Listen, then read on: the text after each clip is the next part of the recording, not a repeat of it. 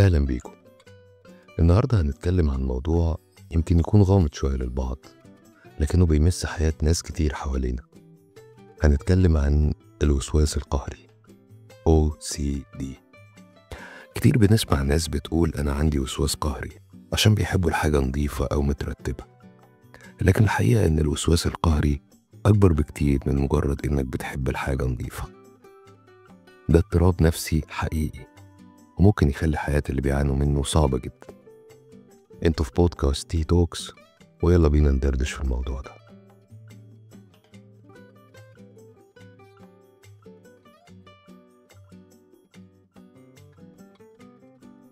طيب خلينا نبدأ بالبسيط.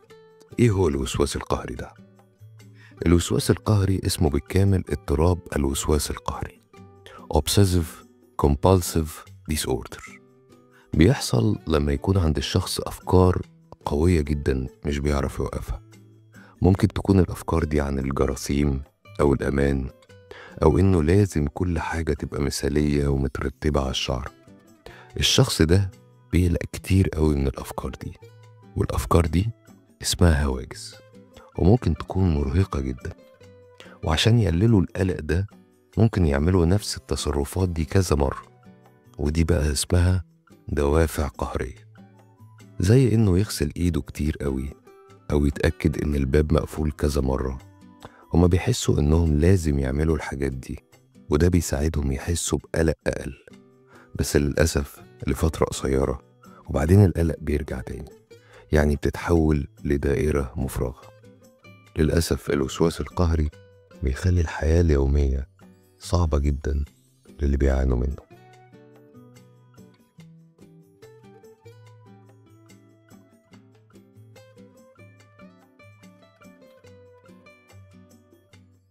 طيب دلوقتي خلينا نتكلم عن كام فكرة غلط أو خرافة عن الوسواس القهري. زي ما قلنا، في ناس بتقول أنا عندي وسواس قهري عشان بيحبوا الحاجة نظيفة، ودي أول خرافة. الوسواس القهري مش بس إنك بتحب النظافة، هو أكتر من كده. الوسواس القهري بيخلي الأفعال دي زي واجب إجباري مش اختيار. يعني اللي عنده وسواس قهري مش عايز ينظف بس، هو بيحس إنه لازم يعمل كده وكذا مرة، ولو ما عملش كده بيحس بقلق شديد أو خوف كبير. ده مختلف خالص. يعني هما مش بيتدلعوا أو بيدققوا زيادة عن اللزوم. الوسواس القهري مش تدقيق أو تنظيم مبالغ فيه، هو عبارة عن محاولة للتعامل مع مخاوف أو قلق شديد. زي مثلا شخص ممكن يتأكد من إنه قفل الباب 10 مرات حتى لو هو عارف إنه مقفول. ده مش عشان هو عايز يقفله، هو بيحس إنه مجبور. الوسواس القهري بيخلي الناس يحسوا بتوتر وضيق كبير.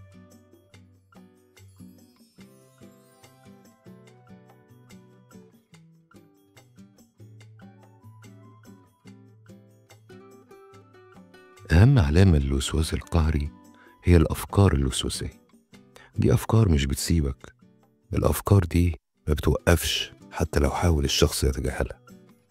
الأفكار الوسواسية دي غالبا بتكون ليها مواضيع معينة، زي الخوف من الجراثيم أو الأوساخ، الشك وعدم التأكد من حاجات كتير، الرغبة في إن كل حاجة تكون منظمة بشكل مثالي، أفكار مخيفة عن فقدان السيطرة أو إيذاء حد، أفكار غير مرغوبة عن مواضيع معينة زي الدين أو العدوانية.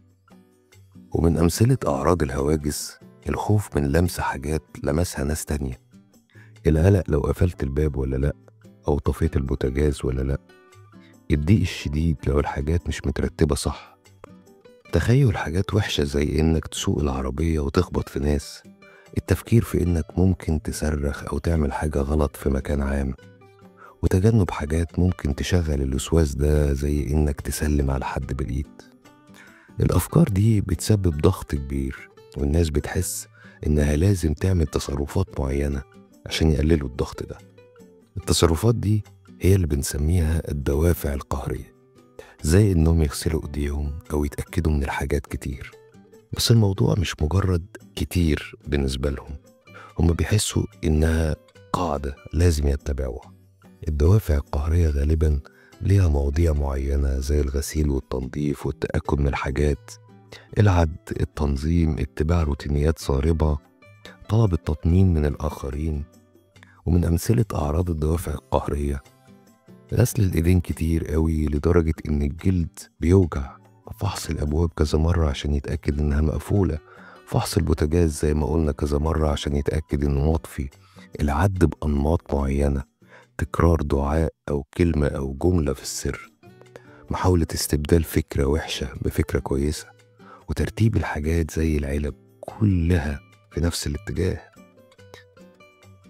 الحياة مع الوسواس القهري صعبة، ناس كتير بتحس بضغط كل يوم. قريت عن واحدة ست اسمها إكس، عندها وسواس قهري، بتحس إن هي لازم تتأكد من قفل باب بيتها كذا مرة، أحيانا 10 أو 20 مرة وممكن أكتر. بتفضل تتأكد لحد ما تحس إنها متأكدة إنه مقفول. ده بياخد وقت كتير قوي. هي عارفة إن الباب مقفول بس عقلها مش بيبطل قلق، ده بيخليها تتأخر على الشغل وبتكون تعبانة جدا من كتر القلق. لكن الخبر الكويس إنها بدأت تشوف معالج نفسي وهما بيساعدوها إنها تتأكد من القفل مرة واحدة بس.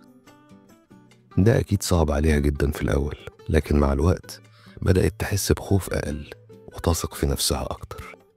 في شخص تاني اسمه واي، برضه عنده وسواس قهري. هو كان قلقان قوي من الجراثيم، كان بيغسل إيده كل كام دقيقة وده خلى إيديه جافة جدا ووجعاه، لكنه اتعلم إنه يغسل إيده بس لما يحتاج، زي بعد استخدام الحمام أو قبل الأكل. دي خطوة كبيرة قوي بالنسبة له. الموضوع خد وقت، لكنه اتعلم إنه يعيش مع الوسواس القهري من غير ما يسيبه يسيطر عليه. يعني الناس اللي عندها وسواس قهري ممكن تتعلم إزاي تتعامل معاه. مش سهل، لكن ممكن يعيشوا حياة أفضل.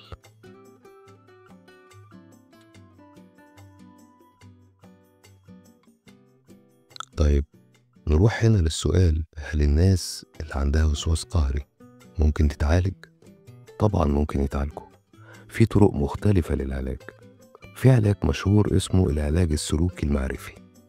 في العلاج ده الناس بتتعلم ازاي تغير أفكارها وتصرفاتها. ده بيساعدهم يتعاملوا مع مخاوفهم، يعني بدل ما يتأكدوا من الباب كذا مرة بيحاولوا يتأكدوا مرة واحدة بس. بيتعلموا ازاي يوقفوا التصرفات المتكررة دي بالتدريج. هو ده العلاج الوحيد للوسواس القهري؟ لا، بعض الناس كمان بتستخدم أدوية عشان تساعدهم. الدكاترة ممكن يدوا أدوية تساعد على تهدئة العقل وتقليل الأفكار الوسواسية. مش دايما الناس محتاجة علاج نفسي وأدوية مع بعض. في ناس بتعمل علاج سلوكي معرفي بس، وناس بتاخد أدوية بس، وناس بتعمل الاتنين مع بعض. الدكاترة والمعالجين بيساعدوا يلاقوا أفضل طريقة لكل شخص. يعني بالمساعدة الصح الناس اللي عندها وسواس قهري ممكن تحس بتحسن كبير. المتخصصين في الصحة النفسية زي المعالجين النفسيين والأطباء النفسيين ليهم دور كبير جدا. هما زي المدربين كده للناس اللي عندها وسواس قهري، بيرشدوا الناس خلال الأجزاء الصعبة، وخصوصا بيساعدوهم يتعاملوا مع الأفكار الوسواسية والتصرفات القهرية. بيعملوا أكتر من مجرد نصايح، بيسمعوا، بيفهموا، وبيحطوا خطة عشان يساعدوا الشخص يدير الوسواس القهري بتاعه. بيعلموا الناس مهارات للتعامل مع الضغط، وبيساعدوهم يوقفوا تكرار التصرفات. ده صعب جدا، لكن بالممارسة الناس اللي عندها وسواس قهري بتتعلم تثق في أفكارها وبتحس بخوف أقل. المعالجين بيساعدوا الناس تلاقي قوتها وثقتها بنفسها، وده ممكن يعمل فرق كبير جدا.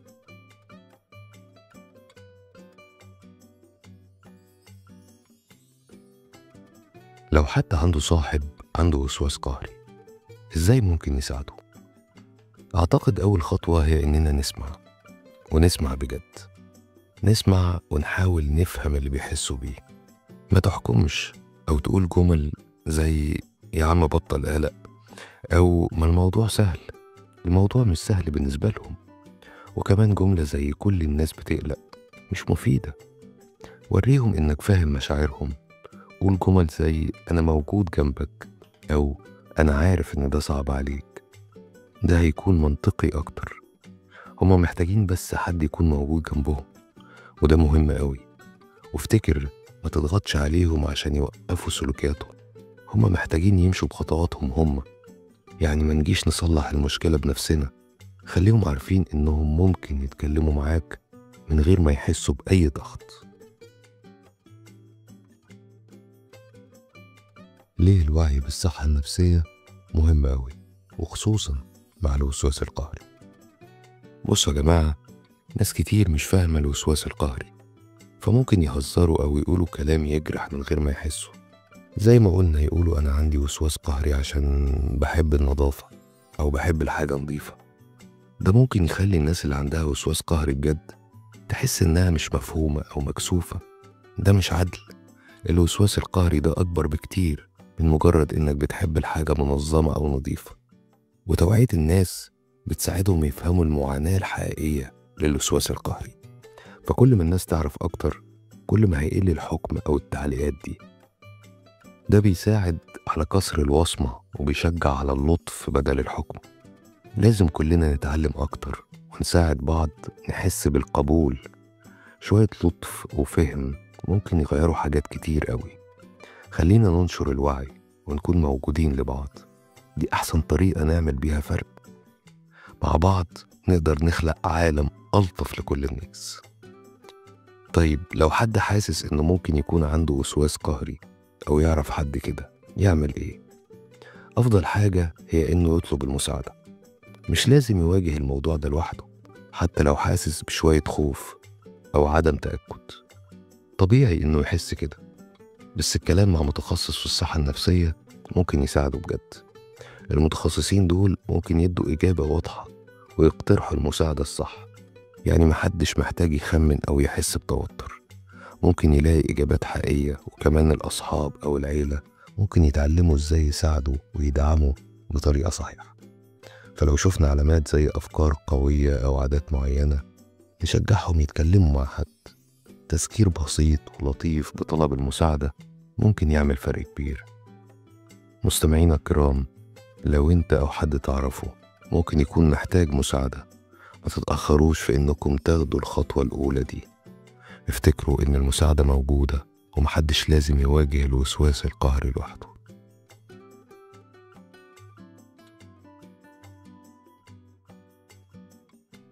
ده كان كل حاجة في بودكاست النهاردة. شكرا إنكم قضيتوا وقتكم معانا. أتمنى إن الكلام ده يكون كان مفيد وممتع ليكم. سيبولنا أفكاركم في التعليقات، وشيروا الحلقة دي مع أصحابكم ومع اللي محتاج يسمع معلومات منها. ما تنسوش تعملوا اشتراك في قناتنا عشان حلقات أكتر، ودايما خليكم ماشيين لقدام.